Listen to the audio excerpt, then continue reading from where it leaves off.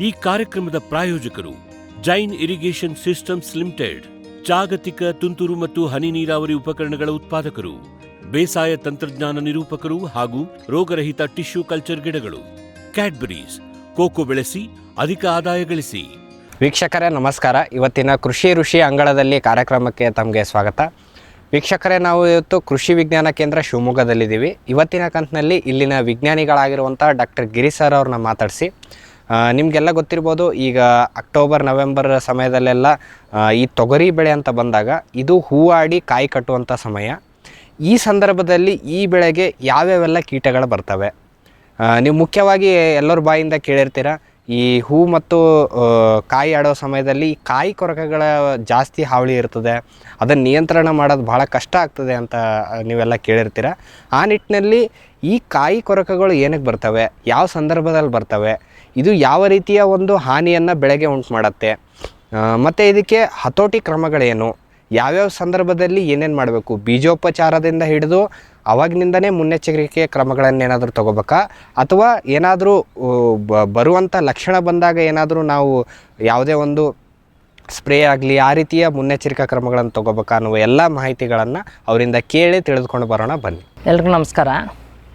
ನನ್ನ ಪರಿಚಯ doctor R Girish ಅಂತೇಳಿ, ವಿಜ್ಞಾನಿ ಸಸ್ಯ ಸಂರಕ್ಷಣೆ ಕೃಷಿ ವಿಜ್ಞಾನ ಕೇಂದ್ರ ಶಿವಮೊಗ್ಗ. ಸೊ ನಾನು ಪ್ರಮುಖವಾಗಿ ನಮ್ಮ ಜಿಲ್ಲೆಯಲ್ಲಿ ಬೆಳೆಯುವಂಥ ಕೃಷಿ ಮತ್ತು ತೋಟಗಾರಿಕಾ ಬೆಳೆಗಳಿಗೆ ಬರುವಂಥ ಕೀಟ ಮತ್ತು ರೋಗಗಳ ಕುರಿತು ರೈತರಿಗೆ ಹೆಚ್ಚಾಗಿ ತರಬೇತಿ, ಕ್ಷೇತ್ರ ಭೇಟಿ ಹಾಗೂ ಮಾಹಿತಿ ನೀಡುವಂಥ ಕಾರ್ಯಕ್ರಮಗಳನ್ನ ಮಾಡ್ತಾಯಿರ್ತೀವಿ. ಇವತ್ತಿನ ದಿವಸ ದ್ವಿದಳ ಧಾನ್ಯಗಳಲ್ಲೇ ಒಂದು ಪ್ರಮುಖವಾದ ಬೆಳೆ ಅಂತಂದರೆ ತೊಗರಿ. ಸೊ ಈ ತೊಗರಿ ಇವತ್ತು ಎಲ್ಲೋ ಒಂದು ಕಡೆ ಬೆಲೆ ಅದರದ್ದು ಗಗನಕ್ಕೆ ಏರ್ತಾ ಇದೆ.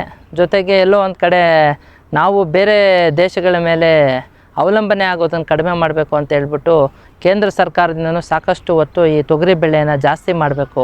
ಎಸ್ಪೆಷಲಿ ಈ ದ್ವಿದಳ ಧಾನ್ಯದ ಬೆಳೆಗಳು, ದ್ವಿದಳ ಧಾನ್ಯದ ಬೆಳೆ ಪಲ್ಸಸ್ ಅಂತ ನಾವೇನು ಕರಿತೀವಿ, ಈ ಪಲ್ಸಸ್ ಅಂದರೆ ದ್ವಿದಳ ಧಾನ್ಯದ ಬೆಳೆಗಳನ್ನ ಏರಿಯಾನೂ ಜಾಸ್ತಿ ಮಾಡಬೇಕು, ಪ್ರೊಡಕ್ಷನ್ ಜಾಸ್ತಿ ಮಾಡಬೇಕಂತೂ ಸಾಕಷ್ಟು ಕಾರ್ಯಕ್ರಮಗಳನ್ನ ಇವತ್ತು ನಾವು ತೊಗರಿಯಲ್ಲಿ ಅಥವಾ ದ್ವಿದಳ ಧಾನ್ಯದ ಬೆಳೆಗಳಲ್ಲಿ ಮಾಡ್ತಾಯಿದ್ದೀವಿ. ಸೊ ಅದರಲ್ಲಿ ಒಂದು ಪ್ರಮುಖವಾದ ದ್ವಿದಳ ಧಾನ್ಯ ಬೆಳೆ ಅಂತಂದರೆ ತೊಗರಿ. ಸೊ ಈ ತೊಗರಿ ಭಾಳ ಪ್ರಮುಖವಾಗಿ ಮುಂಗಾರು ಬೆಳೆ. ಸೊ ಇದರ ಪ್ರದೇಶ ಹೆಚ್ಚಾಗಿ ನೋಡೋದಂದರೆ ನಾವು ಉತ್ತರ ಕರ್ನಾಟಕದಲ್ಲಿ ನಮ್ಮಲ್ಲಿ ಹೆಚ್ಚಾಗಿ ಬರುತ್ತೆ. ಗುಲ್ಬರ್ಗ, ಬೀದರು, ರಾಯಚೂರು. ಸೊ ಈ ಭಾಗದಲ್ಲಿ ನಮಗೆ ಹೆಚ್ಚಾಗಿ ತೊಗರಿನ ಬೆಳೆಯುವಂಥ ಒಂದು ಪ್ರದೇಶ ಹೆಚ್ಚಾಗಿರುವಂಥದ್ದು. ಉಳಿದಂತೆ ನಮ್ಮಲ್ಲೂ ಕೂಡ ಈ ಒಣ ಪ್ರದೇಶ ಅಂತ ಏನು ಬರುತ್ತೆ, ಜೊತೆಗೆ ಅರೆಮಲೆನಾಡು, ಈ ಪ್ರದೇಶಗಳಲ್ಲಿ ನಾವು ಸ್ವಲ್ಪ ತೊಗರಿ ಬೆಳೆನ ಅಂತರ ಬೆಳೆಯಾಗಿ ಕೂಡ ನೋಡ್ತೀವಿ, ಜೊತೆಗೆ ಏಕ ಬೆಳೆಯಾಗಿ ಕೂಡ ಮಾಡ್ತೀವಿ. ಸೊ ಈ ತೊಗರಿ ಸಾಕಷ್ಟು ತಳಿಗಳು ಇವತ್ತು ಸಂಶೋಧನೆಯಲ್ಲಿ ಬಿಡುಗಡೆ ಆಗಿದ್ದಾವೆ. ಸೊ ಆ ತಳಿಗಳನ್ನ ಒಂದು ಕಡೆ ಬಿಟ್ಟರೆ ಎಲ್ಲೋ ಒಂದು ಕಡೆ ನಮಗೆ ಕಾಯಲ್ಲಿ ನಮಗೆ ದೊಡ್ಡ ಸಮಸ್ಯೆ ಅಂತಂದರೆ ಪಾಟ್ ಬೋರರ್ ಅಂದರೆ ಕಾಯಿ ಕೊರಕ ಅಂತ ನಾವು ಕರಿತೀವಿ. ಸೊ ಈ ಕಾಯಿ ಕೊರಕ ಕಾಂಪ್ಲೆಕ್ಸ್ ಅಂತ ಕರಿತೀವಿ. ಇದರಲ್ಲಿ ಏನಪ್ಪ ಅಂದರೆ ಪ್ರಮುಖವಾಗಿ ನಮಗೆ 2 ರಿಂದ 3 ಜಾತಿ ಕಾಯಿ ಕೊರಕ ಹುಳುಗಳು ಒಟ್ಟಾಗಿ ಸೇರಿಕೊಂಡು ಬೆಳೆ ಹಾನಿ ಮಾಡುವಂಥದ್ದನ್ನು ನೋಡ್ತಾ ಇರ್ತೀವಿ. ಸೊ ಇದರಲ್ಲಿ ಹೆಚ್ಚಾಗಿ ನಮಗೆ ಬಾಧಿಸೋದು ಅಂದರೆ ಹೂವು ಆದಮೇಲೆ, ಯಾಕಂದರೆ ಈ ಕಾಯಿ ಕೊರಕ ಅಂತ ನಾವೇನು ಹೆಸರಲ್ಲಿ ಕರಿತೀವಿ, ಈ ಹುಳದ ಬಾಧೆ ಕಂಡು ಬರೋದೇ ಹೂವು ಆದಮೇಲೆ. ಸೊ ಹೂವು ಪ್ರಾರಂಭದಲ್ಲಿ ಶುರು ಆದಾಗಿಂದ ಬೆಳೆ ಕಟಾವು ಮಾಡೋವರೆಗೂ ಈ ಕಾಯಿ ಕೊರಕದ ಸಮಸ್ಯೆ ಹೆಚ್ಚಾಗಿ ನಮ್ಗೆ ಕಾಡಿಸುತ್ತೆ. ಸೊ ಇದರಲ್ಲಿ ನಾನು ಹೇಳ್ದಂಗೆ 3 ಜಾತಿ ಕಾಯಿ ಕೊರಕ ಹುಳುಗಳು ನಮಗೆ ಈ ಒಂದು ತೊಗರಿ ಬೆಳೆಯಲ್ಲಿ ನೋಡ್ತೀವಿ. ಸೊ ಪ್ರಮುಖವಾಗಿ ಬರೋದು ಅಂತಂದರೆ ಹೆಸರಲ್ಲಿ ಹೇಳ್ದಂಗೆ ಹಸಿರು ಹುಳ ಅಥವಾ ಹಸಿರು ಕಾಯಿ ಕೊರಕ ಅಂತ ನಾವು ಆಡು ಭಾಷೆಯಲ್ಲಿ ಕರಿತೀವಿ. ಇದನ್ನು ನಾವು ಪಾಟ್ ಬೋರರ್ ಅಂತ ಕರಿತೀವಿ. ಪಾಟ್ ಬೋರರ್ಗೆ ಸೈಂಟಿಫಿಕಲಿ ಹೇಳೋದಾದರೆ ಹೆಲಿಕೋವರ್ ಪಾರ್ಮಿಜರ ಅಂತ ಕರಿತೀವಿ. ಅದ್ರ ಜೊತೆಗೆ ಇನ್ನೊಂದು ಸ್ಪಾಟೆಡ್ ಪಾಟ್ ಬೋರರ್ ಅಂತ ಕರಿತೀವಿ, ಅದು ಈಟಿ ಎಲ್ಲ ಜಿಂಕೆ ಎಲ್ಲ ಇರ್ಬೋದು. ಸೊ ಇದು ಸಣ್ಣದು.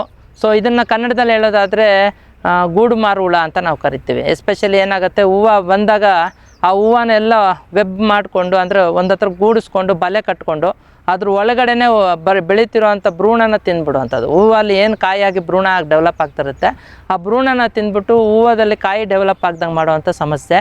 ಸೊ ಇದರಲ್ಲಿ ಮೊದಲನೇದು ನಾನು ಹೇಳ್ದಂಗೆ ಸ್ಟಾರ್ಟಿಂಗಲ್ಲಿ ನಮ್ಗೆ ಹೆಚ್ಚು ಕಾಡಿಸೋದು ಗೂಡು ಮಾರು ಹುಳ. ಒಂದು ಸತಿ ಗೂಡು ಮಾರು ಹುಳ ಆದಮೇಲೆ ಸ್ವಲ್ಪ ಮಟ್ಟಕ್ಕೆ ಕಾಯಿ ಆಯಿತು ಅಂದರೆ ಆ ಕಾಯಿ ಮೇಲೆ ನಮಗೆ ಹಸಿರು ಕಾಯಿ ಕೊರಕ ಜಾಸ್ತಿ ಬರುತ್ತೆ. ಇವೆರಡು ಕಾಯಿ ಕೊರಕಗಳು ತೊಗರಿ ಬೆಳೆನ ತುಂಬಾ ಬಾಧಿಸಿ ಶೇಕಡ 60 ರಿಂದ 70% ಇಳುವರಿ ನಷ್ಟ ಆಗುವಷ್ಟು ಡ್ಯಾಮೇಜನ್ನ ಮಾಡುತ್ತೆ. ಸೊ ಆ ನಿಟ್ಟಿನಲ್ಲಿ ಈ ಕಾಯಿ ಕೊರಕಗಳನ್ನ ಹತೋಟಿ ಮಾಡೋದಕ್ಕೆ ನಾವು ಸಮಗ್ರ ಕೀಟ ನಿರ್ವಹಣೆ ಮಾಡಿ ಅಂತ ಹೇಳ್ತಿರ್ತೀವಿ. ಈ ಸಮಗ್ರ ಕೀಟ ನಿರ್ವಹಣೆ ಅಂತಂದರೆ ನಾವು ಭೂಮಿ ಹದ ಮಾಡೋದ್ರಿಂದ ಹಿಡಿದು ಬೆಳೆ ಕಟಾವು ಮಾಡೋವರೆಗೂ ಏನೇನು ಹಂತಗಳಲ್ಲಿ ನಾವು ಹುಳನ ಹತೋಟಿ ಮಾಡ್ಬೋದು ಅವನ್ನ ಮಾಡ್ಕೊಂಡು ಈ ಹುಳನ ಹತೋಟಿ ಮಾಡೋಕ್ಕೆ ಹೇಳ್ತಿರ್ತೀವಿ. ಸೊ ಇದರಲ್ಲಿ ನಾನು ಇಷ್ಟೊತ್ತು ಹೇಳ್ದಂಗೆ ಮುಂಗಾರಲ್ಲೇ ಈ ಬೆಳೆ ಬಿತ್ತೋದ್ರಿಂದ ಸೊ ಇವತ್ತು ತಂತ್ರಜ್ಞಾನಗಳು ಬಂದಿದ್ದಾವೆ. ಮೊದಲೆಲ್ಲ ನಾವೇನು ಮಾಡ್ತೀವಿ, ನೇರವಾಗಿ ಭೂಮಿ ಬಿತ್ತುತ್ತಾ ಇದ್ವಿ. ಸೊ ಆ ನೇರವಾಗಿ ಭೂಮಿ ಬಿತ್ತೋವಾಗ ನಾವು ಮಾಗಿ ಉಳುಮೆ ಮಾಡಿ ಅಂತ ಹೇಳ್ತೀವಿ. ಅದು ಜನರಲಾಗಿ ಮಾಗಿ ಉಳುಮೆ ಮಾಡಿದಾಗ ಈ ಕಾಯಿ ಕೊರಕ ಅಂತ ನಾವೇನು ಹೇಳ್ತೀವಿ, ಎಲ್ಕೊರ್ಪ, ಅದು ಭೂಮಿ ಒಳಗೆ ಇರುತ್ತೆ. ಅದು ಭೂಮಿ ಒಳಗೆ ಇರೋದ್ರಿಂದ ಅದು ಜನರಲಾಗಿ ಏನಾಗುತ್ತೆ, ಕೋಶ ವ್ಯವಸ್ಥೆ ಅಂತ ನಾವೇನು ಕರಿತೀವಿ, ಅದು ಭೂಮಿ ಒಳಗಿರೋದನ್ನ ಭೂಮಿನ ತಿರ್ಸ್ಕೊಟ್ಟಾಗ ಆ ಸೂರ್ಯನ ಕಿರಣಗಳಿಗೆ ಎಲ್ಲ ಒಂದು ಕಡೆ ತತ್ತಿ, ನಾವು ಕೋಶ ಅಂತ ನಾವೇನು ಕರಿತೀವಿ, ಆ ತತ್ತಿಗಳು ಸಾಯೋದಕ್ಕೆ ಸಹಕರಿಸಿ ಮಾಡೋದು ಮಾಗಿ ಉಳುಮೆ. ಇನ್ನೂ ಒಂದು ಕಡೆ ಉಳುಮೆ ಮಾಡಿದಾಗ ನೀವು ನೋಡಿರ್ಬೋದು, ಸಾಕಷ್ಟು ಹಕ್ಕಿಗಳು, ನಾವು ನೇಗ್ಲು ಹಾಕಬೇಕಾದ್ರೆ ಸಾಕಷ್ಟು ಹಕ್ಕಿಗಳು ನಮ್ಮ ಹಿಂದೆ ಬರ್ತವೆ. ಆ ಹಕ್ಕಿಗಳೆಲ್ಲ ಹಿಂದೆ ಬಂದಾಗ ಏನು ಮಾಡ್ತವೆ, ಭೂಮಿಯಲ್ಲಿ ಔತ್ಕೊಂಡಿರೋವಂಥ ಹುಳುಗಳನ್ನ ಆಯ್ದು ತಿಂದ್ಕೋತವೆ. ಸೊ ಅದರಲ್ಲಿ ಸ್ವಲ್ಪ ಹುಳುಗಳನ್ನ ಹತೋಟಿ ಮಾಡೋದಕ್ಕೆ ನಾವು ಮಾಗಿ ಉಳುಮೆ ಕಂಪಲ್ಸರಿ ಮಾಡಿ ಅಂತ ಹೇಳ್ತೀವಿ. ಅದು ಮಾಡೋದ್ರಿಂದ ಎಲ್ಲೋ ಒಂದು ಕಡೆ ನಮಗೆ ಪ್ರಾರಂಭದಲ್ಲೇ ತತ್ತಿಗಳು ಏನು ಭೂಮಿಯಲ್ಲಿ ಔತ್ಕೊಂಡಿರ್ತವೆ ಅಂಥವನ್ನ ಸಾಯಿಸೋದಕ್ಕೆ ಒಂದು ಕೆಲಸ ಆಗುತ್ತೆ.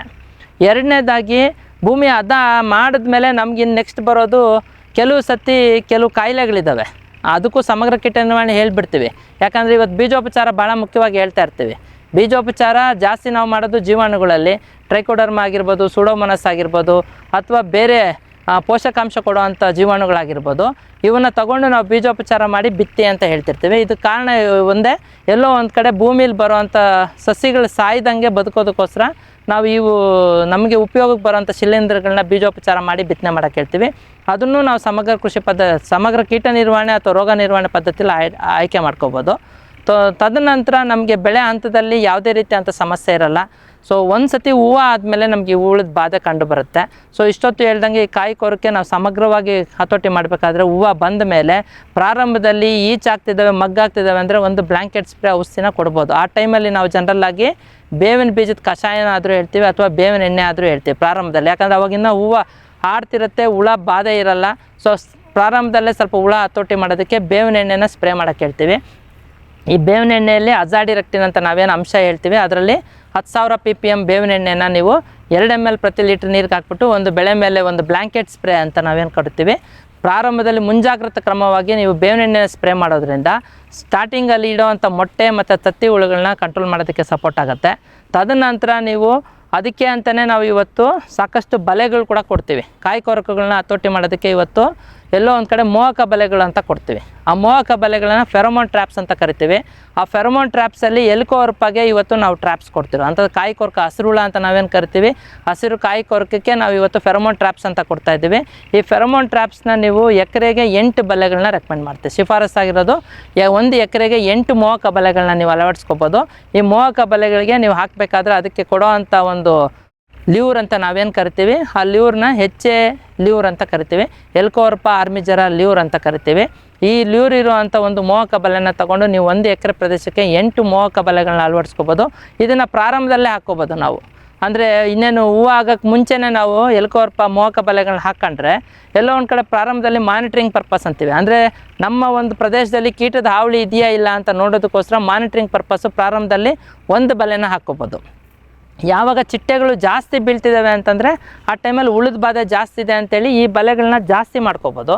ಜಾಸ್ತಿ ಮಾಡಿಕೊಂಡು ಮಾಸ್ ಟ್ರ್ಯಾಪ್ ಅಂತ ಕರಿತೀವಿ. ಅಂದರೆ ಸಾಕಷ್ಟು ಬಲೆಗಳನ್ನ ಹಾಕಿದಾಗ ಎಲ್ಲ ಚಿಟ್ಟೆಗಳು ಬಲೆಗೆ ಬೀಳ್ತಾ ಇದ್ದರೆ ನನ್ನ ಬೆಳೆ ಮೇಲೆ ಬರೋವಂಥ ಹಾವಳಿ ಕಡಿಮೆ ಆಗುತ್ತೆ. ಸೊ ಎಲ್ಲೋ ಒಂದು ಕಡೆ ರಾಸಾಯನಿಕ ಬಳಸೋದನ್ನ ಕಡಿಮೆ ಮಾಡೋದಕ್ಕೋಸ್ಕರ ಮಾಸ್ ಟ್ರ್ಯಾಪಿಂಗ್ ಅಂತ ಏನು ಕರಿತೀವಿ, ಮಾಸ್ ಟ್ರ್ಯಾಪಿಂಗ್ ಕೂಡ ಇದನ್ನು ಬಳಕೆ ಮಾಡ್ಕೊತೀವಿ. ಇನ್ನು ಉಳಿದಂತೆ ಚಿಟ್ಟೆ ಜಾಸ್ತಿ ಬಂದಮೇಲೆ ನೀವು ಬಲೆಗಳನ್ನ ಹಾಕಿ ಈ ಚಿಟ್ಟೆಗಳನ್ನ ಎಸ್ಪೆಷಲಿ ಗಂಡು ಚಿಟ್ಟೆಗಳನ್ನ ಆಕರ್ಷಣೆ ಮಾಡಿ ಸಾಯಿಸೋದಕ್ಕೋಸ್ಕರ ಈ ಮೋಹಕ ಬಲೆಗಳನ್ನ ಬಳಕೆ ಮಾಡ್ಕೊತೀವಿ. ಸೊ ಇದನ್ನು ಒಂದು ಉಪಯೋಗ ಮಾಡ್ಕೋಬೋದು. ವಿಶ್ವದಾದ್ಯಂತ ಪೇಟೆಂಟ್ ಪಡೆದ ನ್ಯಾನೋ ತಂತ್ರಜ್ಞಾನದಲ್ಲಿ ತಯಾರಾದ ನೂವಾಲ್ಗಿ ದ್ರಾವಣ. ನೂವಾಲ್ಗಿ ಉಪಯೋಗಿಸಿದ ಮೇಲೆ ತುಂಬ ಇಳುವರಿನೂ ಬಂದಿದೆ. ಕಾಳು ಮೆಣಸಿಗಂತೂ ಭಾಳ ಚೆನ್ನಾಗಿ ಬರುತ್ತೆ. ರೇಷ್ಮೆ ಎಲೆನೂ ಚೆನ್ನಾಗಿ ಬರ್ತದೆ. ಗಿಡಗಳು ತುಂಬ ಚೆನ್ನಾಗಿ ಬೆಳವಣಿಗೆ ಆಯಿತು. ಯಾವುದೇ ರಾಸಾಯನಿಕ ಅಥವಾ ವಿಶೇಷ ಗೊಬ್ಬರಗಳ ಗೊಡವೆ ಇಲ್ಲದೆ ಎಲ್ಲ ಬೆಳೆಗಳಲ್ಲಿ ಉತ್ತಮ ಗುಣಮಟ್ಟದ ಅಧಿಕ ಫಸಲನ್ನು ಪಡೆಯಿರಿ. ಯಾವಾಗಲೂ ನನ್ನ ಇರೋವರೆಗೂ ನೀವು ಅಲ್ಲಿಗೆ ಅಂತ ಬಿಟ್ಟು ಬಾಳಲ್ಲ ಅಂತ ಒಂದು ಭರವಸೆ ಕೊಡ್ತೀನಿ. ವೆಟ್ ಗಿಡಮೂಲಿಕಾ ಉತ್ಪನ್ನಗಳು. ಮೇಷ ಟಾನಿಕ್, ಕುರಿ ಮತ್ತು ಆಡುಗಳ ಒತ್ತಡ, ರೋಗ, ಕ್ರಿಮಿ ನಿವಾರಕ, ಹೆಚ್ಚಿನ ಬೆಳವಣಿಗೆ. ಕುಕ್ಕುಟ ಟಾನಿಕ್, ಕಡಿಮೆ ಆಹಾರ, ಉತ್ತಮ ಆರೋಗ್ಯ, ಕೋಳಿಗಳ ಅಧಿಕ ಬೆಳವಣಿಗೆ. ಕೆಚ್ಚಲು ಕೇರ್, ಕೆಚ್ಚಲು ಬಾವು ಬರದಂತೆ ತಡೆಯಲು ಬಂದರೆ ಬಾವು ನೋವು ಶಮನಕ್ಕೆ ವೆಟ್ ಪೆಟ್ ಉತ್ಪಾದನೆ ಶ್ರಮಜೀವಿಯಿಂದ ಸರಬರಾಜು ಜಾಣ ಹೈನುಗಾರನ ಜಾಣ್ಮೆಯ ಆಯ್ಕೆ ವೆಟ್ ಪೆಟ್ ಉತ್ಪನ್ನಗಳು. ಜೈನ್ಸ್ ಜಗತ್ತಿನ ಅತಿದೊಡ್ಡ ಅಂಗಾಂಶ ಕೃಷಿ ಪ್ರಯೋಗಾಲಯ ಹಾಗೂ ಟಿಸಿ ಗಿಡಗಳ ಉತ್ಪಾದಕರು. ಸಮೃದ್ಧ ಇಳುವರಿಗೆ ಜೈನ್ ಜೀನೇನ್, ಯಾಲಕ್ಕಿ, ನೇಂದ್ರನ್ ಹಾಗೂ ಕೆಂಪು ಬಾಳೆ ಸಸಿಗಳು, ದಾಳಿಂಬೆ ಭಗವತಳಿಯ ರೋಗಮುಕ್ತ ಸಸಿಗಳು, ಲಕ್ನೋ 49 ಪೇರಳೆ, ಸ್ಟ್ರಾಬೆರಿ ಇತ್ಯಾದಿ ಗಿಡಗಳು ಯೋಗ್ಯ ಬೆಲೆಯಲ್ಲಿ. ಅಂಗಾಂಶ ಕೃಷಿಯ ಜಾಗತಿಕ ಬ್ರ್ಯಾಂಡ್ ಜೈನ್. ಕೋಕೋ ಈಗ ಕರ್ನಾಟಕದ ವಾಣಿಜ್ಯ ತೋಟದ ಬೆಳೆಗಳಲ್ಲೊಂದು. ಅಧಿಕ ಇಳುವರಿಯ ಹೈಬ್ರಿಡ್ F1 ಗಿಡಗಳು ಕ್ಯಾಡ್ಬರಿ ನರ್ಸರಿಗಳಲ್ಲಿ ಮಾತ್ರ ಲಭ್ಯ. ಗಿಡ ಬೇಕಾದವರು ಕ್ಯಾಡ್ಬರಿ ಅಧಿಕಾರಿಗಳನ್ನು ಸಂಪರ್ಕಿಸಿ.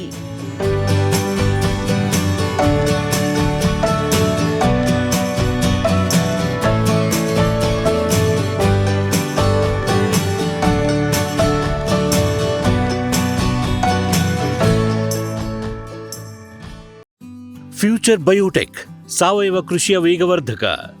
ಪೋಷಕಾಂಶ ಪೂರೈಕೆಗೆ NPK ಕಲ್ಚರ್, ವ್ಯಾಮ್, PSP ಮತ್ತು KMB. ಜೈವಿಕ ರೋಗ ಕೀಟ ನಿಯಂತ್ರಣಕ್ಕೆ ಟ್ರೈಕೋಡರ್ಮಾ, ಸೂಡೋಮೊನಾಸ್. ಸಾವಯವ ಗೊಬ್ಬರ ಉತ್ಪಾದನೆಗೆ ಕಾಂಪೋಸ್ಟ್ ಕಲ್ಚರ್. ಹೂವು ಕಾಯಿ ಉದುರುವ ಸಮಸ್ಯೆಗೆ ಕಾಮಧೇನು ಮತ್ತು ಸತ್ವ. ಮಣ್ಣಿನ ಆರೋಗ್ಯ ವೃದ್ಧಿಗೆ ಫ್ಯೂಚರ್ ಬಯೋಟೆಕ್, ಧಾರವಾಡ.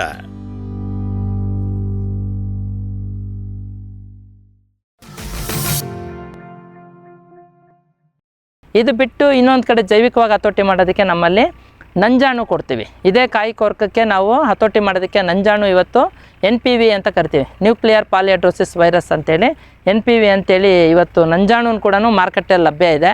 ಸೊ ಈ ನಂಜಾಣು ಏನಪ್ಪ ಅಂತಂದರೆ ನಮಗೆ ಗೊತ್ತು, ವೈರಸ್ಸು ಪ್ರತಿಯೊಂದಕ್ಕೂ ಇದೆ, ಗಿಡಕ್ಕೂ ಇದೆ, ಮನುಷ್ಯರಿಗೂ ಇದೆ, ಹುಳುಗಳಿಗೂ ಇದ್ದಾವೆ. ಸೊ ಈ ಒಂದು ಕಾಯಿ ಕೊರಕಕ್ಕೆ ನಂಜಾಣು ಅಂದರೆ ನ್ಯೂಕ್ಲಿಯರ್ ಪಾಲಿಹೈಡ್ರೋಸಿಸ್ ವೈರಸ್ ಅಂತ ನಾವೇನು ಕರಿತೀವಿ, ಇದನ್ನು 200 ಲಾರ್ವಲ್ ಇಕ್ವಲೆಂಟ್ 1 ಎಕರೆಗೆ ಹೇಳ್ತೀವಿ ನಾವು. 200 ಲಾರ್ವಲ್ ಇಕ್ವಲೆಂಟ್ ಪರ್ ಎಕರ್ ಅಂತ. ಸೊ 200 ಲಾರ್ವಲ್ ಇಕ್ವಲೆಂಟ್ ಇರುವಂಥ ನಂಜಾಣುವಿನ ತಗೊಂಡು ನೀವು ಈ ನಂಜಾಣನ್ನ ಬೆಳಗಿನ ಜಾವ ಅಥವಾ ಸಂಜೆ ಹೊತ್ತು ನಮ್ಮ ಒಂದು ತೊಗರಿ ಬೆಳೆ ಮೇಲೆ ಸಿಂಪಡಣೆ ಮಾಡೋದ್ರಿಂದ ಆ ಒಂದು ನಂಜಾಣುನ ಬಿದ್ದಿರುವಂಥ ಎಲೆಗಳನ್ನ ಹುಳುಗಳು ತಿಂದಾಗ ಅದ್ರ ಹೊಟ್ಟೆ ಒಳಗೆ ನಂಜಾಣು ಡೆವಲಪ್ ಆಗಿ ಆ ಹುಳುಗಳನ್ನ ಹತೋಟಿ ಮಾಡೋದಕ್ಕೆ ಸಹಕಾರಿಯಾಗ್ತಿರುತ್ತೆ. ಹಾಗಾಗಿ NPVನ ಕೂಡ ನಾವು ಸಮಗ್ರ ಕೀಟ ನಿರ್ವಹಣೆಯಲ್ಲಿ ಬಳಕೆ ಮಾಡ್ಕೋಬೋದು. ಸೊ ಈ NPV ಆದಮೇಲೆ ಇವತ್ತು ಎಲ್ಲೋ ಒಂದು ಕಡೆಯದಾಗಿ ನಾವು ಬರೋದು ಕೀಟನಾಶಕಗಳು. ಸೊ ಕೀಟನಾಶಕಗಳಲ್ಲಿ ಇವತ್ತು ಸಾಕಷ್ಟು ಕೀಟನಾಶಕಗಳು ಮಾರ್ಕೆಟಲ್ಲಿ ಲಭ್ಯವಿದ್ದಾವೆ.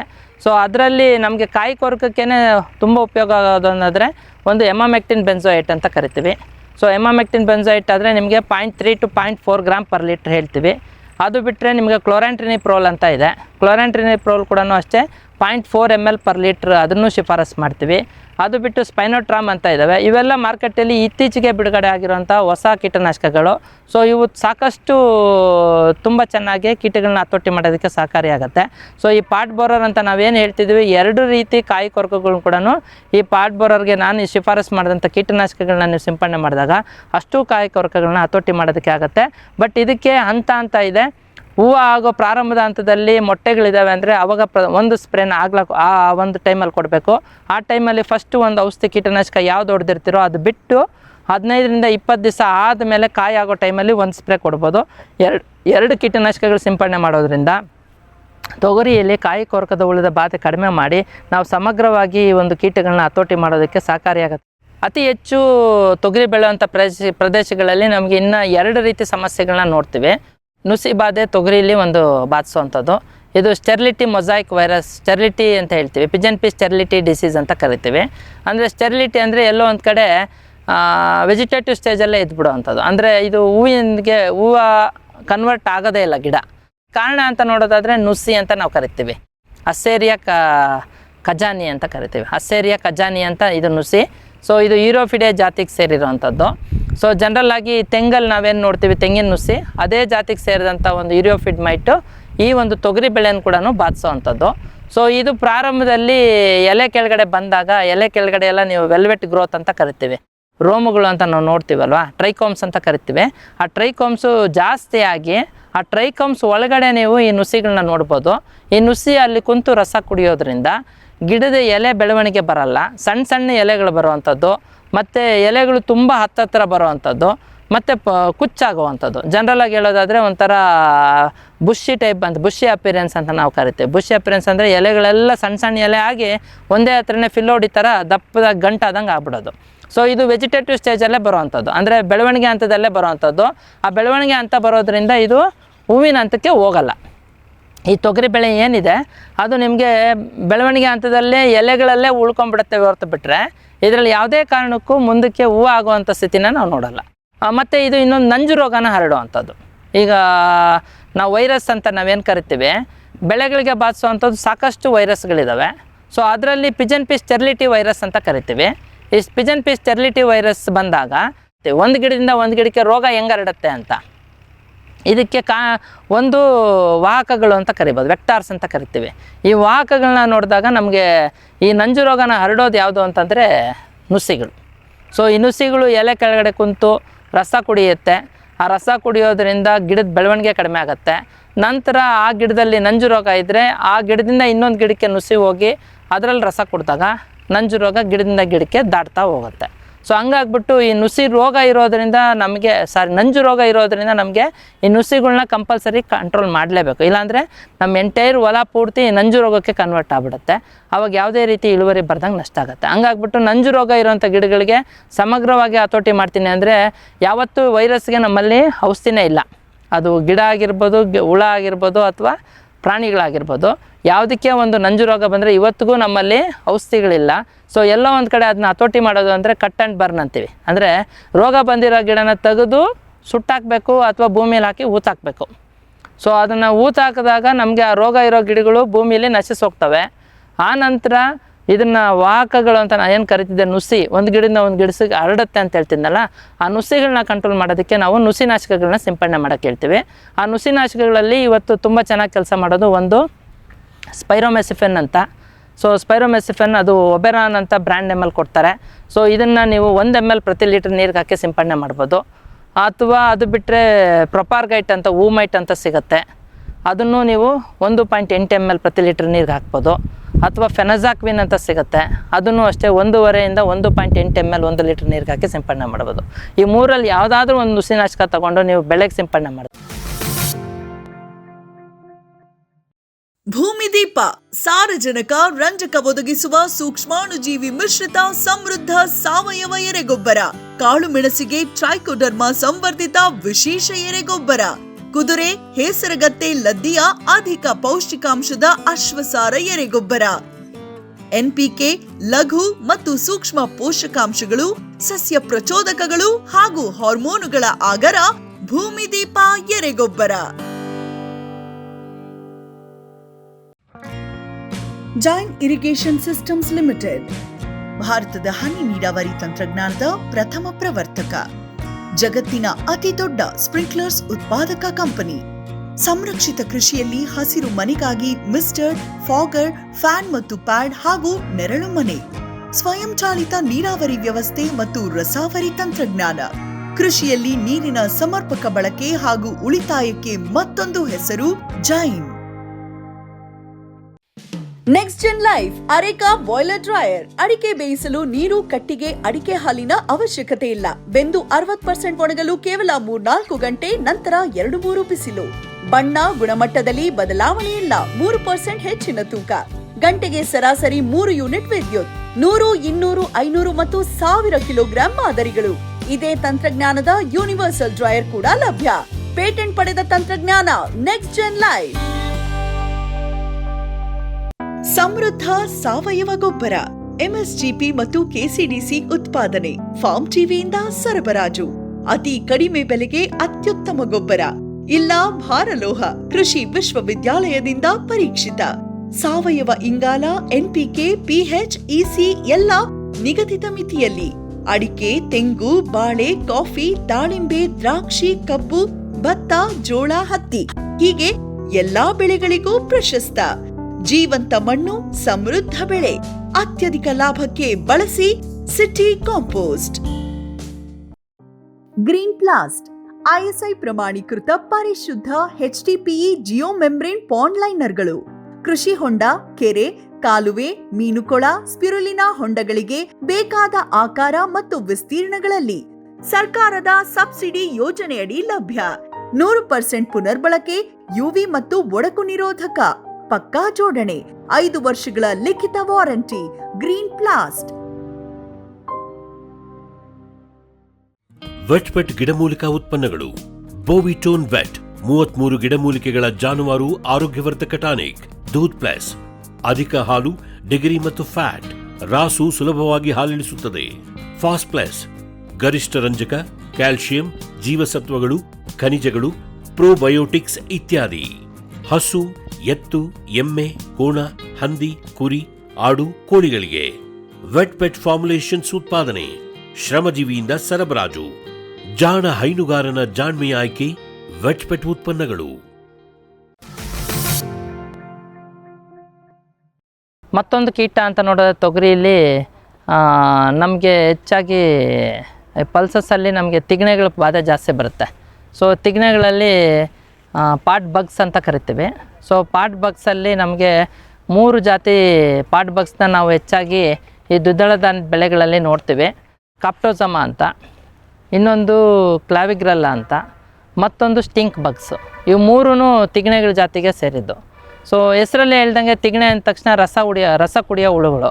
ಸೊ ಇವು ಯಾವಾಗ ಪ್ರಾರಂಭ ಆಗ್ತವೆ ಅಂದರೆ ಹೂವು ಇನ್ಸಿಯೇಷನ್ ಆದಾಗಿಂದ ಕಾಯಿ ಬಲಿಯೋಕ್ಕೆ ಮುಂಚೆ, ಅಂದರೆ ಕಾಯಿ ಬಲ್ತ ಮೇಲೆ ಉಳಿದ ಬಾಧೆ ಇರಲ್ಲ. ಸೊ ಹೂವು ಸ್ಟಾರ್ಟ್ ಆದಾಗ ಪ್ರಾರಂಭದಲ್ಲಿ ಹೂವಿನ ಮೇಲೆ ಕುಂತು ರಸ ಕುಡಿಯುತ್ತೆ. ಆ ರಸ ಕುಡಿಯೋದ್ರಿಂದ ಹೂವು ಡ್ರಾಪ್ ಆಗ್ತವೆ. ಸೊ ಎಲ್ಲೋ ಒಂದು ಕಡೆ ಬಂದಂಥ ಹೂಗಳು ಉದುರೋಗೋ ಅಂಥದ್ದನ್ನು ನೋಡ್ತೀವಿ, ಹೂವು ಡ್ರಾಪ್ ಆಗೋದು ನೋಡ್ತೀವಿ. ತದನಂತರ ಸಣ್ಣ ಇನ್ನೇನು ಈಚಾಗ್ತವೆ ಅಥವಾ ಕಾಯಿ ಆಗ್ತಿದ್ದಾವೆ ಅಂತಂದರೆ ಆ ಪಾರ್ಟ್ಸ್ ಮೇಲೆ ಕುಂತು ರಸ ಕುಡಿಯೋದ್ರಿಂದ ಒಳಗಡೆ ನಮಗೆ ಬೀಜ ಡೆವಲಪ್ ಆಗೋಲ್ಲ. ಸೊ 2 ಥರ ನಷ್ಟ ನೋಡ್ತೀವಿ. ಒಂದು ಕಡೆ ಫ್ಲವರ್ ಡ್ರಾಪಿಂಗ್ ನೋಡ್ತೀವಿ, ಅದು ಹೂವು ಉದುರೋಗೋದನ್ನ ನೋಡ್ತೀವಿ. ಇನ್ನೊಂದು ಕಡೆ ಕಾಯಿ ಒಳಗಡೆ ಬೀಜಗಳು ಬತ್ತೋಗೋ ಅಂಥದ್ದು, ಡೆವಲಪ್ಮೆಂಟ್ ಆಗೋಲ್ಲ. ಸೊ ಇವೆರಡೂ ನಮಗೆ ತಿಗಣೆಯಿಂದ ಬಾಧೆ ನೋಡ್ತೀವಿ.